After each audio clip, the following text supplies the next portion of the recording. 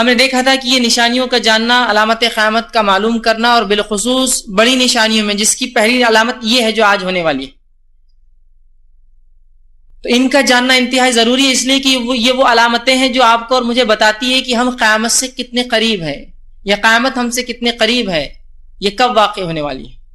قیامت کب آئیں گی یہ ہم اور آپ نہیں جانتے، لیکن اس کے وقوع، اس کے ہونے سے پہلے کچھ باتیں ہوں گی، کچھ چیزیں ہوں گی، یاد رکھیے۔ ان میں سے، ان کڑی میں سے جو سب سے پہلی چیز ہے، جو سب سے پہلی نشانی ہے، ٹھیک ہے، جو ہونے والی ہے، وہ ہے دجال کا خروج، پھر عیسیٰ علیہ السلام کا نزول، اور مہدی، عیسیٰ علیہ السلام اور دجال، مسیح دجال، یہ تینوں علامتیں ایک وقت میں ایک وقت ہونے والی ہیں۔ پچھلی کڑی سے اس کڑی کو میں یوں جوڑوں گا کہ سب سے پہلے جو ہے امام مہدی آئیں گے، امت مسلمہ ان کے ہاتھ پر بیعت کریں گی، نیکوکار بدکار برے لوگ مارے جائیں گے، جنگ ہوں گی خود مسلمانوں میں سے اور اس کے علاوہ کافروں میں سے۔ اس کے بعد امن و امان کا ایک ماحول ہو جائے گا، دنیا جو ہے 7، 8 یا 9 برس تک جو ہے ایسا دورہ دیکھیں گی جو اس سے پہلے کبھی نہ دیکھا تھا۔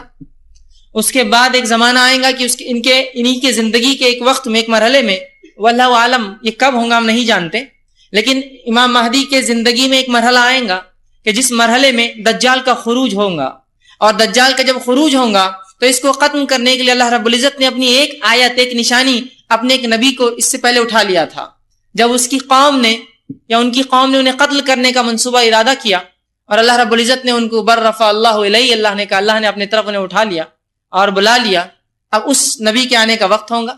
تو بہرحال یہ دوسری علامت یا بڑی علامتوں میں پہلی علامت، امام مہدی کے دور میں ہی یہ سلسلہ ہوگا کہ دجال جو ہے خروج کر جائیں گا، وہ نکلیں گا، جس کے کڑی اور سلسلے میں پھر عیسیٰ علیہ السلام آئیں گے، اور اس کے بعد دیگر علامتیں ایک کے بعد ایک، پے در پے، ایک کے بعد ایک چلیں گی۔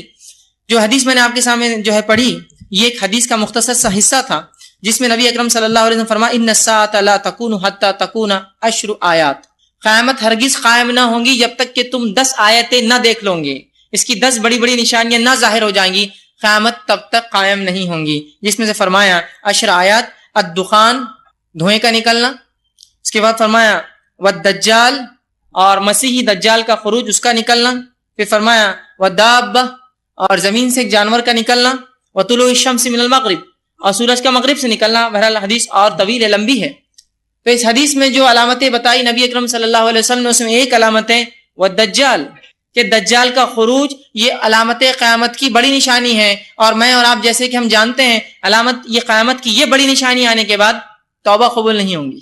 دجال، عیسیٰ علیہ السلام، سورج کا مغرب سے نکلنا، یہ نشانیاں اب جو ہے توبہ کے دروازے بند ہیں، یاد رکھیے ایک شخص کے لیے، اس سے پہلے کہ اس نے توبہ کر لی تھی ایمان لا کر، یا اگر مومن تھا تو نیک کام کر لی، مطلب توبہ کر لی اور نیکی میں بڑھ گیا تو ٹھیک ہے، ورنہ توبہ کے دروازے بند ہیں، یاد رکھیے۔ اس لیے نشانیوں کو جاننا بہت زیادہ اور بھی ضروری ہے ایک مومن کے لیے، اس لیے کہ توبہ اور استغفار کے دروازے بند ہونا ایک بہت زبردست اللہ رب العزت کے ایک رحم، اور جو رحم اور کرم انسان پہ ہوتا ہے کہ اس کے خطاؤں کو معاف کرنے، اس نے توبہ کیا وہ بند کر دے گا، اس سے پہلے جو کرنا ہے کر لے، توبہ کر لے اپنے گناہوں کی۔ تو بہرحال دجال، اسے مسیحی دجال بھی کہا جاتا ہے۔ اب مسیحی دجال کیوں کہا جاتا ہے، اس کا یہ اسم اس طرح سے کیوں کہا جاتا ہے، اس کے مختلف بہرحال معنی جو علماء نے لکھے ہیں کہ وہ جھوٹا ہوگا، وہ ایک آنکھ سے کانا ہوگا، اس وجہ سے اسے مسیحی دجال کہا جاتا ہے۔ یا دجال کا معنی ہوتا ہے وہ جو دجل اور فریب، دھوکے بازی، جھوٹ، مکر یا کذب، جھوٹ کے اندر بالکل اعلیٰ درجے کا، پرلے درجے کا جھوٹا، اس کو کہتے ہیں دجال، بولتے ہیں نامزان میں یہ تو دجال ہے، مطلب جھوٹا ہے۔ تو یہ لفظ ہم سب جانتے ہیں، اس کے تعلق سے بہت ساری غلط فہمیاں ہیں انشاءاللہ عزیز۔ اس عنوان کے اندر میں نے جہاں تک ہو سکی کوشش کی ہے کہ تمام تر روایتیں آپ کے سامنے میں صحیح درجے یا حسن درجے کی رکھوں۔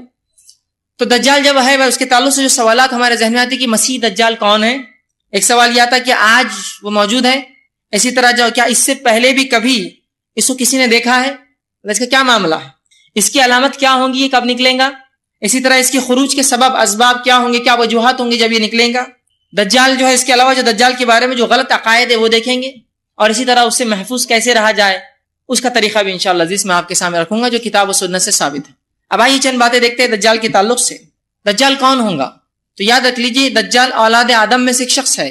دجال اولاد آدم میں سے ایک شخص ہوگا جس کو اللہ رب العزت نے کچھ خاص طاقتیں دے رکھی ہوں گی اپنی طرف سے، یہ اس کی خود کی کوئی خصوصیت نہیں ہوں گی، یاد رکھیے۔ دجال اولاد آدم میں سے ایک شخصیت، ایک شخص ہوگا جس کو اللہ رب العزت نے اپنی جانب سے کچھ خصوصی طاقتیں دے رکھی ہے جو عام انسانوں کو یا دیگر انسانوں کو اللہ نے وہ طاقتیں اور قوتیں عطا نہ کی ہے.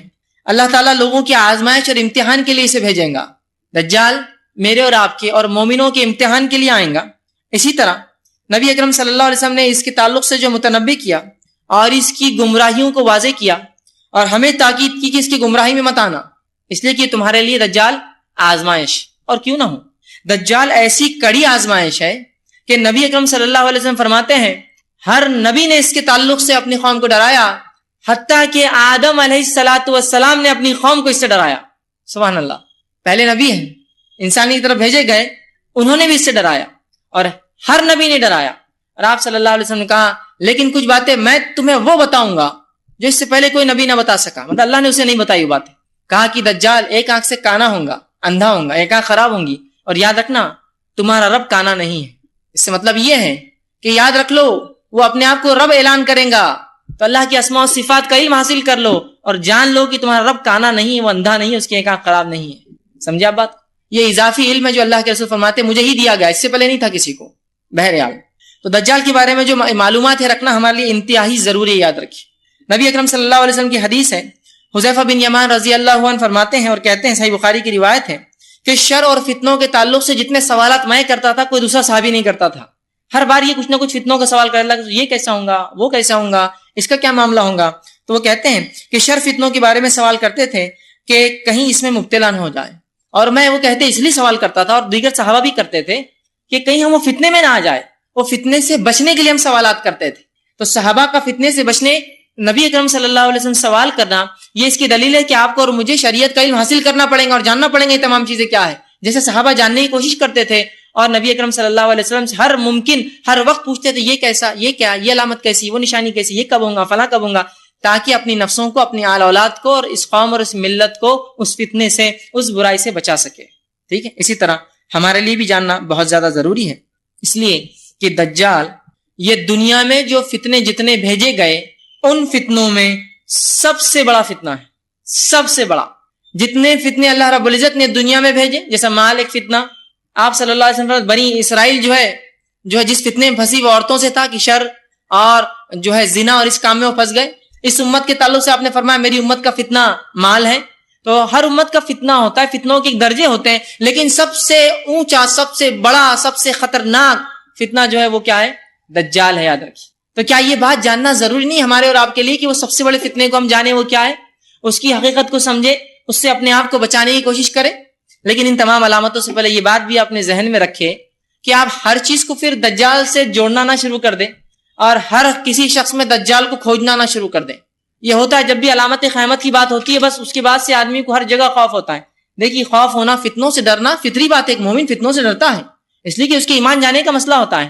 نبی اکرم صلی اللہ علیہ وسلم نے ایک مرتبہ صحابہ کو دجال کے بارے میں بتایا، نصیحتیں کی. حدیث میں روایت میں آتا ہے کہ اذان ہوئی فجر کی، نبی اکرم صلی اللہ علیہ وسلم فجر کے لیے آئے، فجر کے بعد آپ منبر پہ چڑھے اور اعلان کیا اور علامت قیامتیں بتائی، دجال کی فتنوں کے بارے میں بتایا، حتیٰ کہ ظہر ہو گئی، ظہر کی نماز پڑھی، نماز کے بعد پھر آپ کھڑے ہوئے، ظہر سے پھر ہمیں تاکیدیں کی، حتیٰ کہ عصر کر دی، عصر کے بعد پھر آپ کھڑے ہوئے، پھر ہمیں علامت قیامت اور نصیحتیں بتائی، حتیٰ کہ مغرب کر دی. جب رات ہونے لگی اور نبی اکرم صلی اللہ علیہ وسلم ہمیں بتاتے گئے تو صحابہ آپ نے دیکھا صحابہ ڈر رہے ہیں اور گھبرا رہے ہیں. جب کھجوروں کے درخت پیچھے ہلنے لگے اندھیرے کے اندر تو اللہ کے رسول صلی اللہ علیہ وسلم فرمایا کہ گھبراؤ مت، اگر دجال میرے رہتے ہوئے آ گیا تو میں اس کو کافی ہو جاؤں گا، اور میرے بعد آیا تو اللہ ان مومنوں کی مدد کریں گا اور وہ اس کے لیے کافی آ جائیں گے. تو گویا صحابہ اس وقت ڈر رہے تھے، اس لیے کہ ہر شخص اپنے ایمان کے لیے ڈرتا ہی ہے، ہر شخص ڈرتا ہے، اس کو ڈر ہے اس کا ایمان نہ چلے جائے. تو صحابہ کا ڈر پتہ چلا یہ فطری ہے. تو ان علامتوں کو جاننا ضروری ہے. فتنوں کے ڈر سے ڈرنا ایک الگ چیز ہے، لیکن ہر چیز میں آپ دجال اس کی چال بازیاں نہ سمجھے، ورنہ ہوتا ہی ہے کہ جو کام بھی دنیا میں ہوتا ہے آپ کہتے ہیں ہاں یہ دجال کے ساتھی، دجال کے مکر و فریب میں پھنسے ہوئے لوگ، دجال کی قوم، دجال کی فوج، دجال کا فلاں، دجال کا یہ، ہر چیز کو جو ہے دجال سے جوڑ دیتے ہیں. ان باتوں کو جاننا اتنا بہت زیادہ ضروری بھی ہے. ایک مرتبہ یہ ہوا کہ ایک شخص مجھے ملے، کافی عمر رسیدہ تھے، مجھ سے بات کی، کہا آپ نوجوان ہیں، اللہ نے آپ کو صحت و طاقت دی ہے، کیا آپ اللہ کی راہ میں جہاد نہ کرنا چاہیں گے؟ میں نے کہا کیوں، موقع ملا تو ضرور.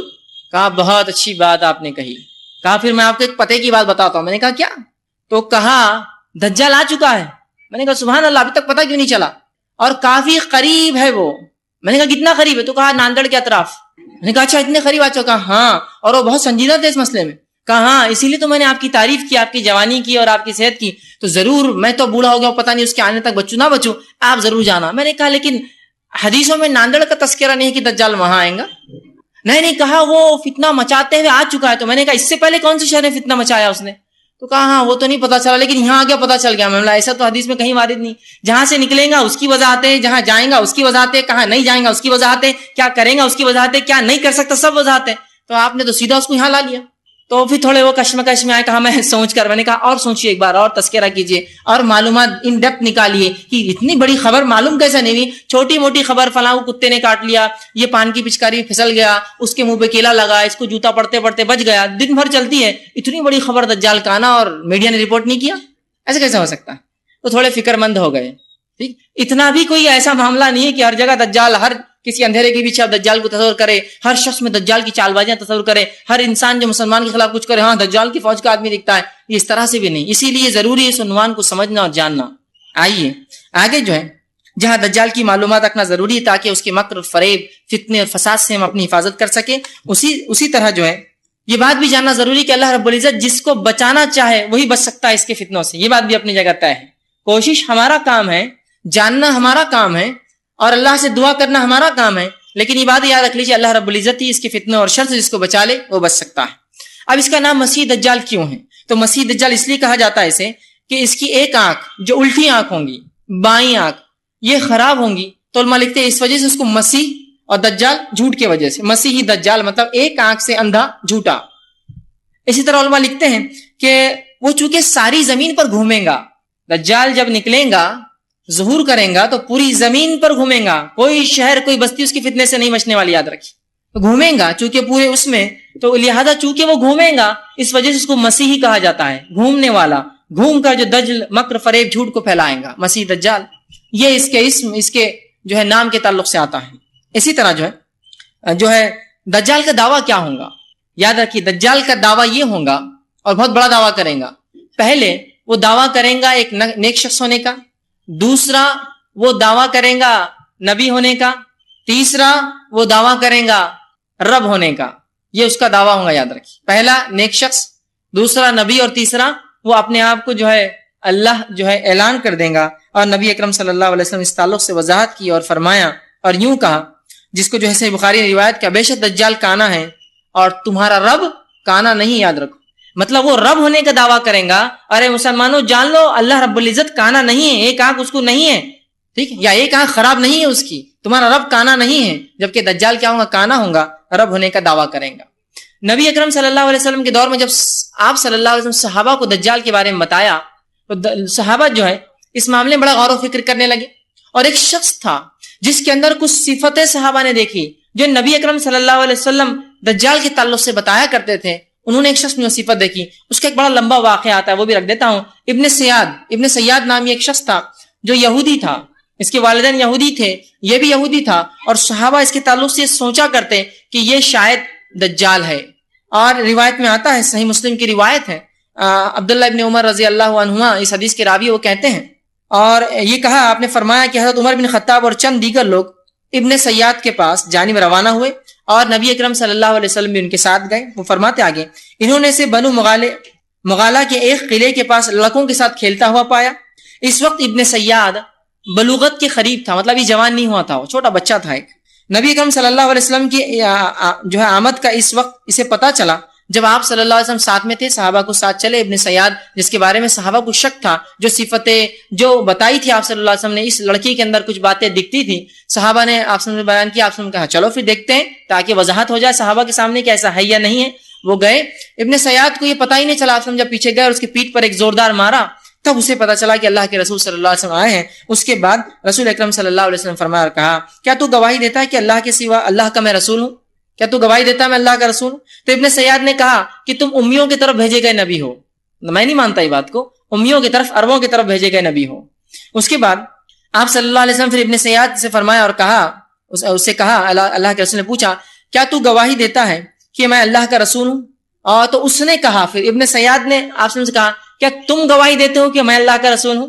تو آپ صلی اللہ علیہ وسلم نے کہا میں گواہی دیتا ہوں کہ تو اللہ کا رسول نہیں ہے، اور میں اللہ کا رسول ہوں، اور میں تمام انبیاءوں پر ایمان لاتا ہوں جو پچھلے گزرے ہیں۔ اس کے بعد رسول اکرم صلی اللہ علیہ وسلم کہ اس نے رسالت کا انکار کیا اور آپ صلی اللہ علیہ وسلم نے اس کی رسالت کا انکار کیا، اور اس کے بعد آپ نے پوچھا تجھے کیا نظر آتا ہے؟ تو اس نے کہا، ابن سیاد نے، میرے پاس سچا اور جھوٹا آتا ہے۔ اس سے مراد اس کے پاس شیاطین آتے تھے جو اس کو سچ اور جھوٹ بولتے تھے، تو کہا میرے پاس سچا اور جھوٹا آتا ہے۔ کہا اچھا۔ اس کے بعد ابن سیاد نے جو ہے جب کہا میرے پاس، آپ نے فرمایا پھر تو تیرا معاملہ تو خلط ملط ہو گیا، تو دجال نہیں، دجال یقینی ہوگا، خلط ملط نہیں، سچا اور جھوٹا نہیں، اس کو پتا ہوگا وہ کیا ہے۔ تو کہا پھر تو تیرا معاملہ خلط ملط ہو گیا۔ پھر آپ صلی اللہ علیہ وسلم نے فرمایا میں نے تجھ سے پوچھنے کے لیے دل میں ایک بات چھپا رکھی ہے، ایک چیز چھپا رکھی ہے، کیا تو بتا سکتا ہے وہ چیز کیا ہے؟ اور آپ صلی اللہ علیہ وسلم جب نکلے تھے گھر سے تو آپ پر ایک نئی سورت کی کچھ آیتیں نازل ہوئی تھی، جس سورت کی ان آیتوں کے تعلق سے سورت کا نام آپ نے اپنے دل میں رکھا تھا، ابھی صحابہ کو بھی نہیں کہا تھا۔ تو فرمایا کیا تو جانتا ہے میرے دل میں کیا جو میں نے تجھ سے چھپا رکھا ہے؟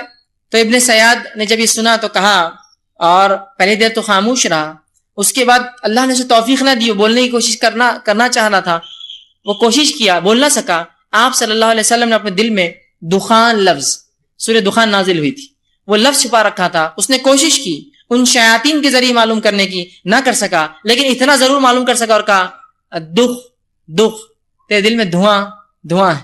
آپ صلی اللہ علیہ وسلم نے جب اس نے یہ جواب دیا، آپ کے دل میں ایک لفظ چھپا تھا، کوشش کی، کچھ حد تک پہنچ گیا، یقین طور سے دخان لفظ نہیں بول سکا، گھبرا گیا، پریشان رہا، چونکہ جب شیاطین کسی کوئی بات پہنچاتے ہیں نا، وہ مکمل نہیں پہنچا سکتے ہیں، جھوٹ موٹ ملا کر کرتے ہیں، تو کچھ حد تک بہرحال اس نے اس بات کو کہہ دیا اور دکھ کہا، اور اس کو اس کی توفیق نصیب نہیں۔ پھر آپ صلی اللہ علیہ وسلم نے فرمایا پھٹکار ہے تجھ پر، تو اپنی حیثیت سے آگے نہیں بڑھ سکیں گے، مطلب تو ایک کاہن ہے اور اس کہانت سے آگے نہیں بڑھ سکتا۔ صحابہ کو وضاحت کر دی دجال نہیں ہے، وہ کاہن ہے صرف ایک۔ تو آپ کو پتا چلا کاہن جو کہانت کرتے ہیں وہ آپ کی دل کی بات بھی بتا سکتے ہیں کبھی کبھار، اس لیے کہ وہ شیاطین کے ذریعے، جو آپ صلی اللہ علیہ وسلم فرمایا شیطان انسانی رگوں میں کس طرح دوڑتا ہے، خون کی طرح دوڑتا ہے، تو وہ شیاطین جو پرلے درجے کے شعبدے باز ہوتے ہیں، ان شیاطین کے ذریعے آپ کے دل کی بات بھی پتا کر سکتے۔ اس لیے آپ بہت سارے واقعات سنتے ہیں نا، بہت بڑے فلاں تھے، ان کے پاس کوئی شخص گیا، دل میں برا سوچتا تھا، انہوں نے اس کے گال پہ تھپتا ہوا کہا بیٹا بڑوں کے بارے میں برا نہیں سوچتے۔ آپ بولتے ہیں نا اس کو کیسے پتا چلا میں برا سوچ رہا تھا؟ سمجھ گئے آپ کیسے پتا چلا؟ اسی طرح کی شیاطین ان کو خبریں دیتے ہیں اس میں دل میں کیا ہے، ٹھیک ہے، شعبدے بازیاں کراتے ہیں، اس طرح کی باتیں۔ تو آپ صلی اللہ علیہ وسلم کے دل میں دکھ تھا، چھپا کے لیے دخان تھا، بہرحال کچھ حد تک مکمل تو نہ بول پا، لیکن ضرور دکھ کے الفاظ کہے۔ اللہ نے اس کو مکمل بولنے کی توفیق نہ دی، لیکن صحابہ کا جو ایک غلط فہمی تھی کہ ابن سیاد جو ہے یہ دجال ہے، وہ معاملہ وہ ہو گیا۔ اس کے بعد آگے کی روایت آتی ہے، سالم بن عبداللہ بن عمر جو ہے فرماتے ہیں، کہتے ہیں کہ عمر بن عبداللہ نے، ان کے والد نے ان سے فرمایا کہ آپ صلی اللہ علیہ وسلم اس کے بعد ابن سیاد جب گھر جا کے سو گیا، لیٹ گیا، چونکہ صحابہ کو ابھی تھوڑا شک تھا، آپ سمجھ چاہتے تھے کہ کنفرم ہو جائے، چھپتے چھپتے اس سے گھر کے پاس گئے اور مختلف اس کے کھیت میں پہنچے، وہ سو رہا تھا، اس کی ماں جو ہے کچھ کام کر رہی تھی، اور جھاڑوں کے پیچھے چھپتے ہوئے، حضرت عمر ان کے ساتھ تھے رضی اللہ عنہ، چھپتے ہوئے ابن سیاد تک پہنچنے لگے۔ اتنے میں اس کی ماں نے دیکھ لیا اور کہا ابن سیاد، جو اس کا نام صاف تھا، صاف جو ہے محمد جو ہے تمہیں جو ہے دیکھ رہے ہیں۔ تو اللہ کے رسول صلی اللہ علیہ وسلم فرمایا اگر اس کی ماں بیچ میں دخل نہ دیتی تو پھر تو معاملہ اس کا پورا آج کھل ہی جاتا کہ یہ کیا ہے، کیونکہ وہ کچھ نیند میں بڑبڑا رہا تھا، آپ سے وہ سننا چاہتے تھے وہ کیا بڑبڑاتا ہے۔ بہرحال لیکن آپ صلی اللہ علیہ وسلم گئے، پھر اس سے وہی سوالات کی جو پہلے کیے تھے، کیا تو یہ اس چیز کا جو ہے گواہی دیتا ہے میں اللہ کا رسول ہوں؟ اس نے کہا کیا تم گواہی دیتے ہو کہ میں اللہ کا رسول ہوں؟ بہرحال پورا معاملہ آپ نے فرمایا کہ ایک شعبدے باز ہے، اس سے زیادہ بہرحال ابن سیاد اور کچھ نہیں تھا۔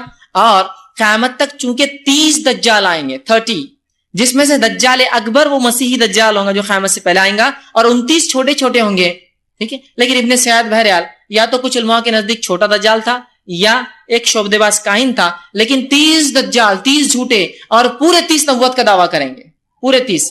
آپ صلی اللہ علیہ وسلم سے قیامت تک 30 دعوے دار ہوں گے، ٹھیک ہے۔ بہرحال اسی طرح ایک سوال ذہن میں آتا ہے، جب دجال اتنا خطرناک ہے کہ آدم علیہ السلام نے ڈرایا، دجال کے بارے میں رسول اللہ صلی اللہ علیہ وسلم نے اتنا بتایا، قرآن میں دجال کا تذکرہ کیوں نہیں؟ علامہ ابن کثیر رحمہ اللہ اس کے تعلق سے بڑی بہترین بات لکھتے اور کہتے ہیں دجال کے فتنے سے صرف وہی شخص بچ سکتا ہے، دجال کے فتنے سے صرف وہی شخص بچ سکتا ہے جو احادیث رسول کو ماننے والا ہو، ورنہ اتنے بڑے فتنے سے وہ نہیں بچ سکیں گے۔ یاد رکھیے بہت سے لوگ ہوتے ہیں نا منکر حدیث ہوتے ہیں، وہ اپنے آپ کو بھرت کہتے ہیں اہل قرآن نہیں ہوتے ہیں، منکر حدیث صحیح لفظ ہے ان کے لیے، حدیث کے انکار کرنے والے ہوتے ہیں، وہ کہتے ہیں قرآن ہمارے لیے کافی ہے۔ اب چونکہ قرآن میں تذکرہ نہیں ہے دجال کا، لہٰذا ہم نہیں مانیں گے، لہٰذا ہم نہیں مانتے اس کو۔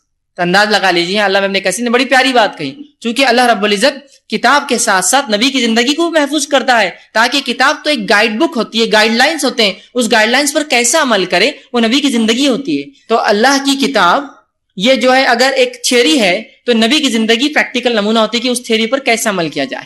سمجھ رہے ہیں بات کو؟ تو بہرحال جو نبی کی سنت پر عمل کریں گا، حدیث رسول کے ماننے والا ہوگا، وہی بچ سکیں گا، ورنہ باقی تو پھر ڈوب جائیں گے اسی چکر میں کہ قرآن میں نہیں ہے. اور واقعتاً قرآن میں بہت ساری باتیں نہیں علامت قیامت کے تعلق سے. چند باتیں تو ہے، عیسیٰ علیہ السلام کا آنا، یاجوج و ماجوج کا خروج ہونا، زمین سے جانور کا نکلنا، سورج کا مغرب سے نکلنا، کچھ ہے، سب نہیں ہے. لیکن تو اس میں سے یہ بھی ایک بڑی نشانی موجود نہیں ہے. تو بہت سے لوگوں کو ایک شبہ ہوتا ہے، شبہ کا جو بہرحال آپ ازالہ کر لیں. ٹھیک ہے. اسی طرح آپ صلی اللہ علیہ وسلم نے 10 نشانیاں فرمائی کہ قیامت سے پہلے 10 نشانیاں آئیں گی، اور یہ 10 نشانیوں میں جب ایک آ جائیں گی تو باقی ایسے آئیں گی جیسا مالا ٹوٹنے کے بعد موتی ایک کے بعد ایک کھسکنا شروع ہو جاتا ہے، بالکل فوراً ایک کے بعد ایک. ٹھیک. اسی طرح جو ہے اللہ کے رسول صلی اللہ علیہ وسلم فرماتے ہیں، حضرت ابو ہریرہ رضی اللہ عنہ حدیث کے راوی ہے، آپ نے فرمایا کہ صحیح مسلم کی روایت ہے، 3 چیزیں جب ظاہر ہو جائیں گی تو کسی شخص کا ایمان لانا اس کو فائدہ نہ دیں گا.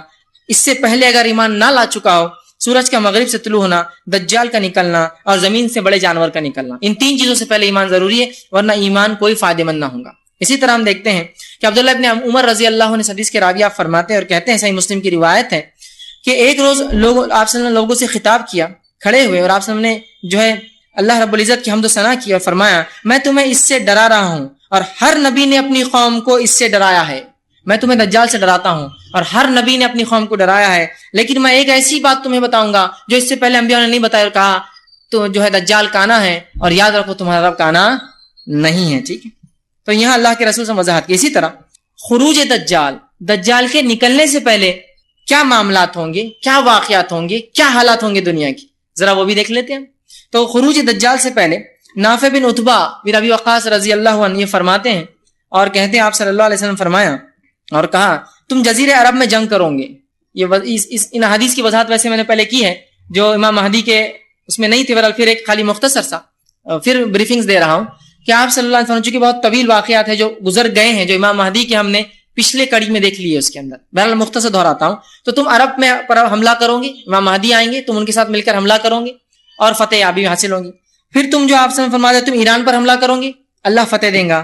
پھر تم جو ہے اس کے بعد آپ فرماتے جو ہے تم جو ہے رومیوں پہ حملہ کرو گے، اللہ تعالیٰ تمہیں فتح عطا فرمائیں گا. پھر تم دجال سے جنگ کرو گے، اللہ تعالیٰ اس پر بھی تمہیں فتح عطا فرمائیں گا. تو یہ سلسلہ ہوگا کہ مسلمانوں کی جنگیں ہوں گی، امام مہدی ہوں گے، مسلمان ایران عراق سے لڑیں گے اور مسلمان روم سے لڑیں گے، اور خود جزیرۃ العرب کے اندر چونکہ برائی پھیل جائیں گی، پہلے وہی جنگ ہوں گی، اس کو ختم کیا جائے گا، اور اس کے بعد جو ہے دجال کا فتنہ نکلے گا. یہ فتنہ کب نکلے گا اس کے تعلق سے بہرحال وقت نہیں کہ میں وضاحت پوری کروں، بس حدیث کا مختصر جو ہے ایک ٹکڑا اور جملہ رکھ دیتا ہوں جو ہم نے پچھلی بار دیکھا تھا امام مہدی کے. اس میں امام مہدی آ جائیں گے، اس کے بعد عیسائی اور مسلمانوں میں صلح ہوں گی. صلح ہونے کے بعد مسلمان ایک تیسرے دشمن سے لڑیں گے تو وہاں یہ ہوگا کہ یہ بات طے ہوں گی پہلے شرائط میں کہ کوئی یہ نہ کہیں گا کہ صلیب کی جیت ہوئی. جو مسلمان ان کا معاہدہ ہوگا، اور عیسائیوں کا جو تیسرے دشمن سے لڑیں گے. ابھی دشمن بہرحال کون ہے؟ اکثر علماء نے کہا وہ یہود ہوں گے، ان سے لڑیں گے. اور اس کے بعد جب واپس آئیں گے جنگ جیت کے، ایک ٹیلے پر مسلمان رکیں گے تو ایک شخص اٹھیں گا اور عہد کو توڑ دیں گا، اور ایک صلیب اٹھا کر کہیں گا صلیب کی جیت ہوئی، مطلب صلیب بنیاد بنا جیت کی، اس کی وجہ سے ہم جیت گئے. ایک مسلمان جو ہے شخص اٹھیں گا اور اس عیسائی جو کہیں گا صلیب کی جیت ہوئی، اسے قتل کر دیں گا. یا ایک روایت میں اس کی صلیب کو توڑ دیں گا، جس پر عیسائی اپنا عہد توڑ دیں گے، حالانکہ پہلے انہی کی غلطی سے عہد ٹوٹیں گا، ان کا پہلے عہد ہو چکا ہوگا. اب مسلمان ان سے جنگ لڑیں گے. کئی جنگیں ہوں گی جن میں بہت سے عیسائی بھی قیدی بن کے مسلمان کے پاس آئیں گے، اور یہ مسلمان ہو جائیں گے پھر، اور مل کر مسلمانوں کے ساتھ پھر عیسائیوں سے لڑیں گے. یہ جنگ کا معاملہ چل رہا ہوگا. مسلمان پھر اس جنگ کو جیتیں گے. اس جنگ میں جو لشکر جائیں گا مدینے سے نکلیں گا. اس لشکر کے 3 حصے ہو جائیں گے. ایک حصہ تو جب سامنے والی فوج کو دیکھیں گا ڈر کر بھاگ جائیں گا. اللہ کے فرماتے ان کی اللہ توبہ کبھی قبول نہیں کریں گا. دوسرا لشکر وہ ہوگا جو لڑیں گا، مطلب 1/3 بھاگ جائیں گا، اب 2/3 لڑیں گے، جس میں سے 1/3 مارے جائیں گے اور 1/3 انتقال کر جائیں گے، شہید ہو جائیں گے، اور اللہ کے نزدیک یہ سب سے بہترین شہید ہوں گے. اس کے بعد آپ فرماتے ہیں 1/3 زندہ بچیں گے اس جنگ میں، مطلب 1/3 بھاگ گئے، 1/3 شہید، 1/3 زندہ بچیں گے، اور اتنا مال غنیمت ملے گا کہ کسی کو انتہا نہیں. مسلمان اپنی تلواروں کو زیتون کے جھاڑوں پر لٹکائیں گے، آرام کریں گے. اس سے ایک بات یہ بھی پتہ چلتی ہے زیتون کے جھاڑ اکثر کس علاقے میں ہوتے، اللہ نے اس علاقے کی قسم بھی کہا والتین والزیتون، یہ فلسطین کا علاقہ ہے، یہاں زیتون ہی اگتا ہے اور دوسری کھیتیاں نہیں ہوتی. تو وہاں مطلب اتنی کثرت ہوں گی کہ فوج اس پہ رکیں گی آرام سے، اور کوئی آواز دیں گا مسلمانوں تمہارے گھروں میں دجال آ گیا ہے. مسلمان خوفزدہ ہوں گے کہ ہم تو گھروں سے نکلے اور دجال آ گیا، فوراً بھاگیں گے. پہلی خبر جھوٹی، دوسری خبر جھوٹی، تیسری خبر سچی ہوں گی. 2 बार झूठ बोलेगा शैतान, दज्जाल आ गया, मुसलमान भाग जाएंगे, फिर लोग आएंगे बोलेंगे आप झूठ कोई नहीं बोलेंगे, फिर ऐलान करेंगे दज्जाल आ गया, मुसलमान जाएंगे, फिर देखेंगे खबर झूठ, तीसरी आवाज सच्ची होंगी, लेकिन तीसरी बार वो ज़ुहूर हो जाएगा। तो ये चंद हालात थे जो बैकग्राउंड में चल रहे थे, जो इमाम महदी के से मैंने लिया था। अब इन हालात में, इन हालात जंगों के अलावा 6 मजीद और चीजें होंगी जब दज्जाल निकल रहा होगा, उसके खुरूज के बाद 6 मजीद, वो क्या क्या होंगी? सबसे पहले आप सल्लल्लाहु अलैहि वसल्लम फरमाते हैं, जो हजरत जो है राशिद बिन साद रजी अल्लाह अन्हु हदीस के रावी, वो कहते हैं, मुस्नद अहमद की रिवायत है, जब जो है इस्तखर फतेह हुआ तो एक मुनादी ने ऐलान किया, खबरदार हो जाओ दज्जाल जाहिर हो चुका है। अब ये एक शहर है इस्तखर, उसका नाम हदीस में आता है। ये शहर जो है, यहाँ जो है ये जो है ईरान का एक कदीम शहर है, याद रखिए इस्तखर। बहरहाल कदीम जमाने में एक शहर था, आज भी कुछ आबादियां हैं। तो इस शहर में मुसलमान जंग लड़ेंगे और वहां ऐलान होगा कि दज्जाल निकल गया है। इसे 2 बातें होती, हो सकता है मुसलमान एक साथ कई फ्रंट्स पे लड़ रहे होंगे महदी के साथ, इधर भी जंगी चल रही ईरान इराक में, उधर भी जंगी चल रही फलस्तीन और उसके इलाके में, इम्कानात काफी है, याद रखिए, ठीक।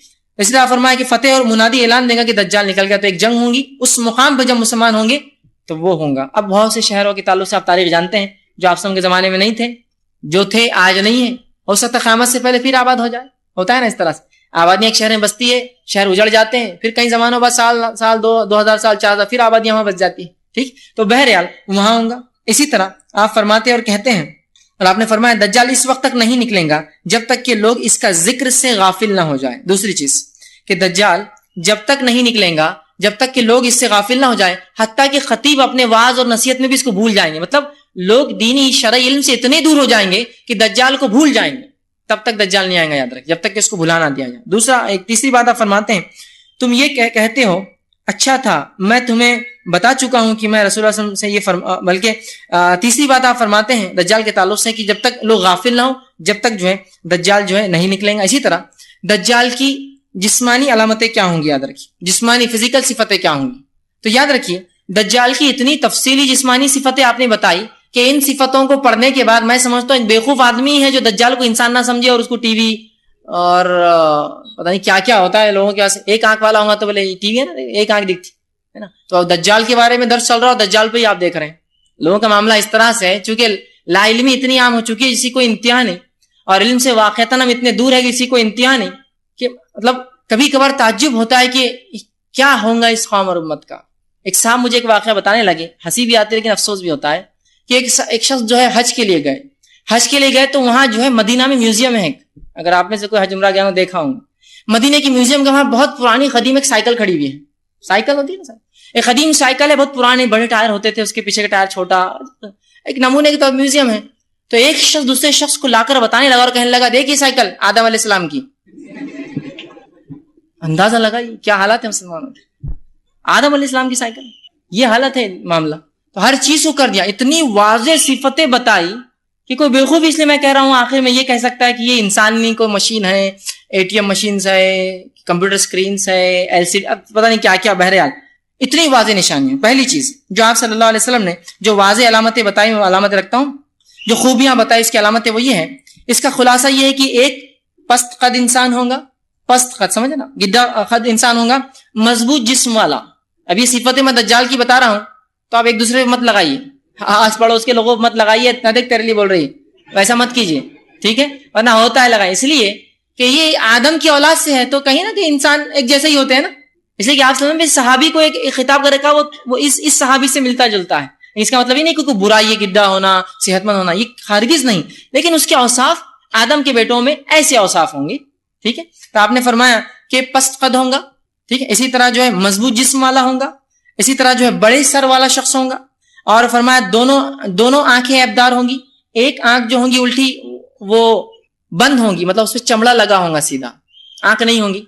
दूसरी आंख जो होंगी जिसे देख पाता होगा वो खराब होंगी, जैसे अंगूर होता है ना, अंगूर का दाना, जिसका दीदा खराब हो जाता है तो वो उसका रंग बदल जाता है, काला नहीं होता है, तो उस तरह से उसको नुक्स होगा उसकी दोनों आंखों में। तो एक खराब, उस पर चमड़ा लगा हुआ, इसी से उसको मसीह कहा जाता है, दज्जाल, कि एक आंख खराब जिसकी है दज्जाल, दूसरी आंख उसकी एक अंगूर के दाने के जिस तरह उस तरह होंगी, आंखें ऐबदार होंगी उसकी। इसी तरह दाई आंख अंगूर के दाने की तरह जो होंगी, ठीक है। इसी तरह जो एक रिवायत में आता है कि आंख पे चमड़ा नहीं होगा, बल्कि वो आंख ही अंगूर की जैसी होंगी, दूसरी आंख से देख सकता हूँ। मुमकिन है दोनों चीजें, कि हमेशा बंद रखता हूँ और कभी खोलता हूँ, इस वजह से बंद की अलामत में ये बताया गया, खुला रखता हूँ तो इस तरह से दिखती हूँ। बहरहाल जो भी है, इसी तरह आपने फरमाया آنکھ پر چمڑا آیا ہوا ہوگا, بال اس کے گھنے اور گھنگرالے ہوں گے, پیشانی اس کی بڑی ہوں گے, بہت گھنے بال اور گھنگرالے بال ہوں گے, پیشانی اس کی چوڑی ہوں گی, جلد کا رنگ سفید مطلب گورا انسان ہوگا, اور اس کی دونوں پنڈلیاں بے عیب ہوں گی, ذرا خوبصورت نہیں ہوں گی, آرچ شیپ مطلب ہوتا ہے نا کچھ لوگوں کے پیر ایسے ٹیڑھے ہوتے ہیں نیچے سے, اس طرح سے اس کے کھلے ہوئے پیر ہوں گے, مطلب سیدھے پیر ہوں گا, یا ایسے پیر جس کو دیکھ کر آدمی کو لگے نقص ہے اس کے اندر, تھوڑا لچک ہے, تھوڑی کمی ہے, تھوڑی خرابی ہے اس کے پیروں, تو اس قسم کے اس کے پیر ہوں گے, ٹھیک ہے. اور دونوں آنکھوں کے درمیان 3 حرف لکھے ہوں گے, کاف فے رے. ہر مومن جاہل ہو یا پڑھا لکھا ہو, اگر ایمان والا ہے تو پڑھ لیں گا کافر. کیا لکھا ہوا 3 حرف, کاف فے رے. ہر مومن جس میں ذرہ بھی ایمان ہوگا, پڑھا لکھا ہو یا جاہل ہو, دیکھیں گا اور پڑھ لیں گا کافر. ٹھیک ٹھیک. ابھی کافر جو ہے اس کے سر پہ دونوں آنکھوں کے بیچ, مطلب دونوں آنکھوں کے بیچ کے پیشانی کے حصے پہ لکھا ہوگا, یہ واضح ہے, یہ شخصیت ہے. کچھ لوگ پتہ نہیں عجیب رہتے, کافر ہے نا لکھا ہوا تو کیا کرتے, امریکہ فرانس کافر, امریکہ اور فرانس, امریکہ کا فرانس کے فیرے, ہاں کافر. دیکھو کھلا مومن دیکھ لے رہا, پہچان لے رہا. دیکھو حدیث میں یہاں الفاظ ہے, اس کی آنکھیں یہ 2 چیزیں, فرانس اور امریکہ, آنکھوں کے بیچ الفاظ ہے, شخصیت بتائی جا رہی ہے. یہ نہیں کہا وہ اس دنیا کے میپ میں لکھا ہوا ہوگا کافر, وضاحت ہے, پیشانی چوڑی, دونوں آنکھوں کے بیچ میں, ہر شخص پڑھ لیں گا کاف فیرے. ایمان والا ہوگا تو چاہے ان پڑھ ہو چاہے پڑھا لکھا ہو, کافر. سمجھے, شخصیت ہے, واضح شخصیت ہے, یہ اس میں کوئی دو رائے نہیں کی, یہ شخصیت نہیں کوئی مشین, کوئی آلات, کوئی عجیب چیز ہے, بلکہ ایک شخصیت ہے, یاد رکھیں. ٹھیک, تو یہ جسمانی اوصاف ہے جو حدیث میں آئے. اسی طرح دجال کے ظاہر ہونے کی جگہ, صحیح مسلم کی روایت ہے, ابو بکر رضی اللہ عنہ حدیث کے راوی, آپ کہتے ہیں آپ صلی اللہ علیہ وسلم نے فرمایا, دجال مشرق میں ایک ایسی جگہ سے خروج کرے گا جس کو خراسان کہا جاتا ہے. خراسان سمجھتے ہیں, خراسان یہ ایران کا ایک ضلع ہے, ابھی آج بھی بہرحال خراسان ایک ضلع ہے ایران کا. اس خراسان علاقے سے نکلیں گا, یہ رہتا الگ جگہ ہے, ظہور یہاں سے کریں گا. سمجھے, ظاہر جب ہوں گا پبلک میں, عوام میں عام ہوں گا تو خراسان سے ہوں گا, ناندیڑ سے نہیں. ٹھیک, دیکھیے الفاظ کے ساتھ ہے نا حدیث میں, آپ کوئی شک ہی نہیں رہا نا, کہ اندازہ تکا نہیں لگا سکتے نا, آپ کی مشرق بول تو کہیں تک بھی چلے جاؤ گھومتے ہیں, نہیں. الفاظ ہے خراسان سے ظاہر ہوں گا, مطلب جب پہلی خبر لوگوں کو ملیں گی تو وہ خراسان میں ہوں گا, اور وہاں سے اپنا مشن وہ چالو کریں گا. رہتا کہیں اور ہے, ظاہر کہیں اور سے ہوں گا, اور پورے دنیا میں اس کے بعد وہ گھومیں گا. تو فرمایا جو ہے خروج اس کا خراسان سے, اس کا ایک شہر خراسان سے ہوگا, اور اس کی پیروی ایسے لوگ کریں گے جن کے چہرے منڈی ہوئی ڈھالوں کی طرح ہوں گے, مطلب چپٹے چہرے والے لوگ ہوں گے جو اس کی پیروی کریں گے اس زمانے میں. بہرحال کون ہوں گے واللہ عالم, لیکن ایک حدیث میں اس کی وضاحت اور بھی آتی ہے. بہرحال تو آپ نے فرمایا خراسان سے نکلیں گے, ظاہر جب ہوں گے. اسی طرح دجال ابتدائی ظہور اور شہرت شام اور عراق کے درمیان ہوں گی. ایک روایت نے فرمایا نکلیں گا خراسان سے, لیکن جو شہرت اس کو ملیں گی, پبلسٹی ملیں گی, وہ عراق اور شام کے بیچ میں کسی بستی میں ملیں گی. اس کو رہتا کہیں اور ہے, ظاہر خراسان سے ہوں گا, لیکن پبلکلی اناؤنسمنٹ اور جو اس کے نقصانات ہیں وہ پتہ چلیں گے جب وہ عراق اور شام کے بیچ میں کسی شہر میں, چونکہ وہ سفر کریں گا شہر شہر, بستی بستی, گھر گھر جائیں گا, تو وہاں جو ہے ظاہر ہوں گا, اور وہاں سے اس کو پاپولیرٹی ملے گی, وہاں سے جو ہے وہ مشہور اور شہرت پالیں گا ان 2 علاقوں کے بیچ میں. اسی طرح جو ہے نواز بن سمعان رضی اللہ عنہ فرماتے ہیں اور کہتے ہیں وہ شام اور عراق کے درمیان ایک مقام سے ظاہر ہوں گا. خراسان سے نکلیں گا, کچھ لوگ وہاں تیاری کریں گے, وہ مشہور اور جو ہے شہرت پائیں گا عراق اور شام کے بیچ کے بہرحال ایک علاقے میں. اسی طرح دجال کیا وہ کوئی شخص ہے, کیا آج وہ ہے؟ آئیے اس کا جواب ہم دیکھتے ہیں. اب اس کا جواب آ رہا ہے, ایک پورا طویل واقعہ ہے جو صحیح مسلم کی روایت ہے. حدیث میں عامر بن شرجل اشجعی, انہوں نے ایک بار جو ہے فاطمہ بنت قیس رضی اللہ عنہا سے کہا مجھے کوئی ایسی حدیث سنائیے جو آپ صلی اللہ علیہ وسلم سے آپ نے راست سنی تھی اور اب تک کس کو نہیں بتائی, اور مجھے بتائیے آپ وہ حدیث. اچھا, تم ایسی حدیث مجھ سے سننا چاہتے ہو جو آپ صلی اللہ علیہ وسلم نے راست سنی, مطلب کسی اور کے ذریعے نہیں, میں خود تھی, تو سنو. پھر انہوں نے فرمایا اور کہا ایک روز رسول اللہ صلی اللہ علیہ وسلم کی منادی نے آواز دی, اعلان کیا کہ نماز کو آؤ. اذان کے علاوہ اعلان ہوا کہ نماز پڑھو اور آؤ وہاں خاص طور سے. ٹھیک, کیونکہ اس کے بعد جب منادی دی اور آواز سنی, وہ اعلان کر رہا تھا لوگوں نماز کھڑی ہونے والی ہے. مطلب اذان تو ہو گئی تھی لیکن کچھ نہ کچھ اسپیشل پروگرام ہے, اس لیے وہ کہہ رہا تھا نماز کھڑی ہو رہی, چلو مطلب اس کے بعد بیٹھنا ہے, تمہیں کچھ سننا ہے. اس کے بعد وہ کہتی ہے کہ یہ سن کر میں بھی مسجد چلی گئی, اور جب میں صف میں کھڑی ہوئی تو مردوں کے بعد کی جو عورتوں کی پہلی صف تھی اس میں تھی, مطلب ایک دم فور فرنٹ, میں سب سے سامنے بیٹھی اور سن رہی تھی یہ سب چیزیں. جب آپ صلی اللہ علیہ وسلم نماز پڑھ چکے اور نماز پڑھنے سے آپ فارغ ہوئے تو آپ ممبر پر جلوہ افروز ہوئے، ممبر پر بیٹھے چڑھ کر، اور آپ صلی اللہ علیہ وسلم جو ہے آپ کا چہرہ خوشنما تھا، آپ کے چہرے پر مسکراہٹ تھی، آپ کے چہرے پر تبسم تھی، مسکراہٹ تھی، آپ خوش تھے، جیسا کوئی چیز کی تصدیق ہو رہی، ہاں یہی تھا، ایسا ہی معاملہ تھا، خوش تھے آپ۔ اس کے بعد آپ صلی اللہ علیہ وسلم فرما کہا ہر شخص اپنی جگہ پر بیٹھ جائے، اور میری بات غور سے سنیں، میں کیا سنانا چاہ رہا ہوں۔ مطلب نماز کے علاوہ منادی جو دی گئی تھی اس مسئلے کے لیے تھی، اور فرمایا بیٹھا رہے، اور فرمایا آپ نے فرمایا کہ اللہ کی قسم میں تم کو جو باتیں رغبت دلاتا تھا جو دجال کے تعلق سے، اب وہ باتیں جو میں نے تم سے کہی تھی دجال کے تعلق سے، ایک شخص اس کی تصدیق کرنے آیا ہے۔ کیا کہا خوش ہو کر کہ میں تم سے جو دجال کے تعلق سے اس کے فتنوں کے بارے میں بتاتا تھا، تم لوگوں کو اس چیز کی تصدیق کرنے کے لیے ایک شخص آج آیا ہے۔ اور تمیم الداری رضی اللہ عنہ یہ ایک عیسائی شخص تھے، یہ 30 لوگوں کے ساتھ ایک جہاز میں سفر کر کے کہیں جا رہے تھے جب تک یہ عیسائی تھے۔ تو آپ سے فرماتے ہیں کہ تمیم الداری جو آپ کے بازو ہی بیٹھے تھے، ممبر کے بازو تھے، وہ ایمان لا چکے تھے لیکن پہلے عیسائی تھے، وہ یہاں آئے، اسلام قبول کیا اور واقعہ سنایا، جس واقعے کو رسول اللہ ممبر سے سنا رہے ہیں۔ واقعہ کیا سنیے۔ تو آپ نے فرمایا کہ کیا میں تمہیں دجال سے رغبت نہ دلاتا تھا؟ اب آؤ سنو۔ تمیم آئے ہیں میرے پاس، اور فرمایا وہ نصرانی تھے، میرے یہاں آئے، میرے ہاتھ پر بیعت کی، انہوں نے اسلام قبول کیا، انہوں نے مجھے ایک واقعہ سنایا جو میری ان احادیث کے موافق ہے جو میں تمہیں دجال کے بارے میں سناتا تھا، مطلب میری باتوں سے موافقت کر رہی، اور وہ واقعی وجہ بنا تھا تمیم کے ایمان لانے کا۔ یاد رکھیے کیا واقعہ ہے، وہ انہوں نے مجھے بیان کیا جو آپ سے بیان کر رہے ہیں۔ اور تمیم نصرانی تھے، ایمان قبول کیا، وہ ایک الگ مسئلہ، مہر نبوت لگ رہی ہے اس پہ، اب کوئی شک کی گنجائش نہیں، رسول اللہ اس کو دہرا رہے۔ رسول آپ نے فرمایا کہ تمیم نے مجھ سے فرمایا وہ 30 لوگوں کے ساتھ ایک سفر پہ تھے، راستے میں طوفان آیا، طوفان میں کشتی ادھر سے ادھر مشرق سے مغرب اچھال اچھال کے پانی نے پھینکنا شروع کیا۔ 1 مہینے تک ہم طوفان میں پھنسے رہے۔ 1 مہینے میں طوفان میں پھنسنے کے بعد کشتی ایک ایسے مقام پہ رکی جہاں ایک چھوٹا جزیرہ نظر آ رہا تھا، اس جزیرے کے پاس ہم نے جہاز کو روکا۔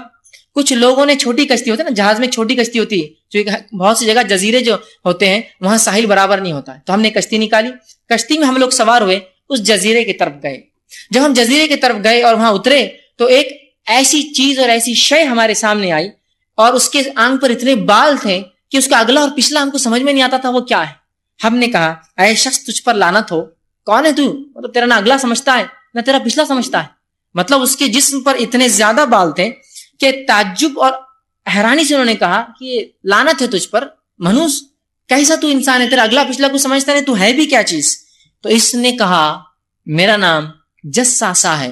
تو نے کہا جساسا؟ تو کہا میں کسی کا جاسوس ہوں، میں کسی کا جاسوس ہوں، اور کہا میرا آقا جو اس محل میں بند ہے تمہیں بلاتا ہے، ذرا چلے جاؤ۔ تمیم کہتے ہیں کہ ہم پہلے ہی سے گھبرا لیے تھے، جس کا نہ اگلا سمجھتا نہ پچھلا سمجھتا تھا کیا ہے، مطلب اتنے بال تھے، ہم ڈرے ہوئے تھے۔ ہم نے سوچا اب چلے جانا چاہیے اس کے مالک کے پاس، چونکہ اب ہم تابع ہو گئے تھے نا، اب جزیرے پہ اتر گئے، اب اتنی خطرناک شے ایک چیز سامنے آ گئی۔ ہم لوگ دوڑے اور وہاں گئے۔ جب اس محل میں گئے تو اس جساسا نے کہا، اس نے کہا تم لوگ اس شخص کے پاس جاؤ جو الگ تھلگ ایک دور جگہ میں رہتا ہے اور تمہارے بارے میں جاننے کا بڑا خواہش مند ہے، مطلب اس کو علم ہے کہ تم لوگ یہاں آئے ہو اس جزیرے کے اوپر۔ وہ کہتے ہیں کہ اس جساسا نے جب اپنا نام لیا تو ہمیں اندیشہ ہو گیا اور ہم یہ سوچنے لگے شاید یہ شیطان ہے، اور اب اس کی بات ماننا پڑیں گی ہم، تو ہم سوچنے لگے چونکہ وہ عیسائی تھے، ابھی مسلمان نہیں ہوتے، شاید یہ شیطان ہے، اور ہم جلدی جلدی سے جو اس خانقاہ اس محل کی طرف بھاگنے لگے کہ کم از کم اس سے تو نجات ملیں گی، شیطان سے، اس کے آقا سے مل لیں گے، اور بھاگنے لگے، چل پڑے۔ جب ہم اس میں داخل ہوئے تو ہم نے ایک عظیم الجشا ایک شخص دیکھا، بہت ہیوی ہیکل۔ اب آپ بولیں گے ایک طرف تو کچھ باتیں آ رہی ہے پستہ خط کی، ایک طرف ہیوی ہیکل، انشاءاللہ بعد میں اس کی وضاحت کروں گا میں۔ ہیوی ہیکل، بہت بڑا ایک شخص تھا جس کو مضبوطی سے زنجیروں میں باندھا ہوا تھا، اس کے دونوں ہاتھ اس کی گردن پہ باندھے ہوئے تھے، ہوتا نا جو بہت خطرناک قیدی ہوتے ہیں ان کے ہاتھ باندھ دیتے ہیں، اور اس کے دونوں پیر گھٹنے سے لے کر ٹخنوں تک باندھے ہوئے تھے زنجیروں میں، اور زنجیریں لگی ہوئی تھی کہ وہ ہلچل بھی نہیں کر سکتا تھا اور بھاگ بھی نہیں سکتا تھا، ہاتھ بھی بندھے تھے پیر بھی بندھے تھے۔ ہم اس شخص کے پاس گئے اور عظیم جیسا شخص تھا، بہت مضبوطی سے باندھا تھا، اس کے دونوں ہاتھ اسی گردن سے باندھے ہوئے تھے اور گھٹنے سے ٹخنوں تک لوہے کی زنجیروں میں جکڑا تھا۔ ہم نے کہا تیرے لیے ہلاکت تو کون ہے؟ اب وہ ایک شیطان دکھ رہا تھا اور ایک تم کون ہو؟ اب تو شخص نے کہا، اس نے کہا تم لوگ میرے بارے میں جاننے میں کامیاب ہو گئے، پہلے تم مجھے کچھ بتاؤ، میں پھر بعد میں اپنا تعارف دیتا ہوں میں کون ہوں۔ تو کہا پوچھ، پھر کیا پوچھنا ہے؟ تو ہم نے کہا، دوست نے کہا تم لوگ کون ہو، پہلا سوال۔ تو ہم نے کہا، تمیم کہتے ہیں، ہم نے کہا ہم عرب لوگ ہیں، عرب سے آئے ہوئے ہیں، ہم ایک بحری جہاز میں سفر کر رہے تھے، سمندر میں طوفان آیا، طوفان نے تھپڑے مارے، 30 دن تک ہم پریشان رہے، 30ویں دن طوفان تھما، کشتی آ کے ساحل پہ رکی، ہم چھوٹی کشتی میں سوار کے یہاں آئے، وہ ایک شخص ملا جس کا نہ اگلا سمجھتا تھا نہ پچھلا سمجھتا تھا، ہم نے اسے بددعا دی، اس نے کہا تم بلا رہے ہو، اور جب ہم نے یہ سنا تو ہم جو ہے تمہارے پاس آ گئے ملنے کے لیے۔ کہا اچھا یہ معاملہ ہے۔ پھر اس شخص نے کہا، اور وہ کہتے ہیں، اس نے کہا تم لوگ جو ہے تم کون ہو؟ ہم نے کہا ہم عرب ہیں، ایک بحری جہاز اور پورا واقعہ سنا ہے، اور وہ جانور ہمیں جو یہاں لے آیا، ہم نے اس سے پوچھا تیرے لیے تباہی و بربادی ہو، تو کون ہے؟ اب بول۔ اب ہم نے بتا دیا پورا ہمارا کیا ہے، اب تو کون ہے بتا۔ تو اس نے کہا جو ہے میں جیسا مطلب اس کا واقعہ، اس کی بات جو ہے، اس نے کہا تم لوگ اس بڑے محل میں آ جاؤ، تو ہم اس کی بات سن کر آ گئے اور تمہارے جانب آئے۔ اس نے کہا جو ہے مجھے جو ہے اب یہ چھوڑو کیا تھا، مجھے بیسان کے بارے میں بتاؤ۔ ابھی بھی اس نے اپنا تعارف نہیں دیا، کہا مجھے بیسان کے بارے میں بتاؤ، اور بیسان فلسطین کے ایک شہر کا نام یاد رکھے، آج بھی وہ شہر۔ تم وہ سب چھوڑو، مجھے بیسان کے بارے میں بتاؤ، میں اپنا تعارف ابھی نہیں دوں گا، بعد میں دے دوں گا۔ تو ہم نے کہا تم بیسان کے بارے میں کیا جاننا چاہتے ہو؟ ایک شہر ہے۔ تو اس نے کہا نہیں وہ نہیں پوچھنا چاہ رہا ہوں۔ اس نے کہا مجھے یہ بتاؤ کیا اس میں اس کے درخت پھل دے رہے ہیں؟ مطلب بیسان ایک جو ہے ریگستانی علاقہ تھا، کہ اب اس علاقے میں درخت اگتے ہیں اور پھل دیتے ہیں اور پھول آتے ہیں؟ تو انہوں نے کہا، ہم نے کہا دیتے ہیں، پھل دیتے ہیں، پھول آتے ہیں۔ اس نے کہا قریب ہے کہ اس کے درخت پھل دینا بند کر دیں گے۔ پھر آگے اس نے سوال کیا، اس نے کہا مجھے بحر طبریہ کے بارے میں بتاؤ۔ بحر طبریہ یاد رکھیے، یہ جو ہے فلسطین کے بیچ میں ایک بہت بڑا دریا ہے، بحر طبریہ۔ تو کہا مجھے بحر طبریہ کے بارے میں بتاؤ۔ تو ہم نے پھر کہا اس کے بارے میں بتاؤ۔ ہم نے کہا تم اس چیز کے بارے میں کیا جاننا چاہتے ہو، کیا بتائیں؟ تو اس نے کہا کیا اس میں پانی موجود ہے، کیا اس میں پانی ہے؟ تو انہوں نے جواب دیا ہاں بہت پانی ہے، لوگ کھیتی باڑی کرتے ہیں اس سے۔ تو اس نے کہا قریب اس کا پانی ختم ہو جائے گا۔ اس نے پھر آگے کہا، اس نے کہا مجھے زغر کے چشمے کے بارے میں بتلاؤ۔ ہم نے پوچھا کیا جاننا چاہتے ہو؟ زغر کا چشمہ یہ جو ہے اردن جارڈن کے علاقے کے اندر، جو فلسطین اور بحر میت ڈیڈ سی کا علاقہ ہے، ڈیڈ سی سے ادھر فلسطین ہوتا ہے، ادھر باؤنڈری کے ادھر جو ہے جارڈن ہوتا ہے۔ تو کہا جو ہے مجھے اس کے بارے میں بتاؤ جو ہے کہ زغر کا چشمہ کیا کر رہا ہے۔ تو کہا کیا جاننا چاہتے ہو، کیا لوگ اس سے کاشتکاری کرتے ہیں، کھیتی باڑی کرتے ہیں چشمے سے؟ تو انہوں نے کہا ہاں اس چشمے سے لوگ کھیتی باڑی کرتے ہیں، خوب پانی نکلتا ہے۔ ہم نے کہا ہاں اس چشمے میں بہت پانی ہے اور اس کے باشندے کاشتکاری بھی کرتے ہیں۔ اس نے کہا مجھے بتاؤ کہ ان ان پڑھ امیوں کے نبی کا کیا معاملہ